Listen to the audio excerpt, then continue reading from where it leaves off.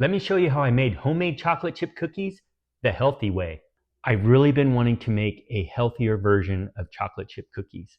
My last attempt didn't come out so great, so I'm going to try again.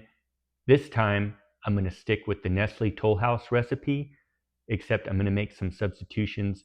All right, let's get started. I'm going to substitute almond flour and protein powder instead of regular flour. Half a cup of almond flour, half a cup of protein powder, half a teaspoon baking soda, half a teaspoon salt, 1 stick of grass-fed butter. I'm going to use monk fruit and real maple syrup instead of sugar.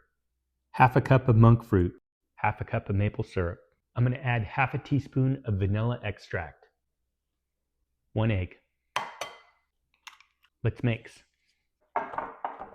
It's looking pretty good, but I think it's a little bit thin. So I'm going to go ahead and add in another 1/4 cup of almond flour and see if that thickens it up a little bit.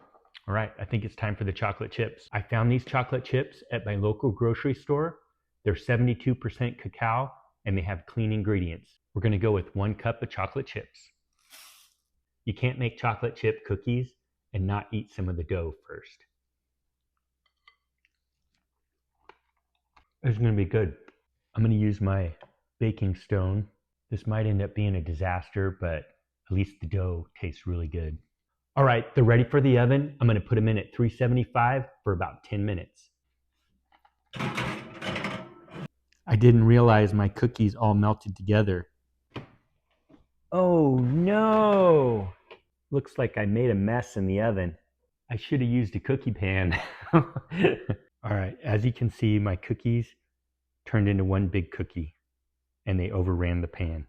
I would definitely recommend using a cookie pan because once it starts to cook, it just spread out and it spilled over the edge and got all into the oven and made a huge mess. All right, I let it cool for a little bit.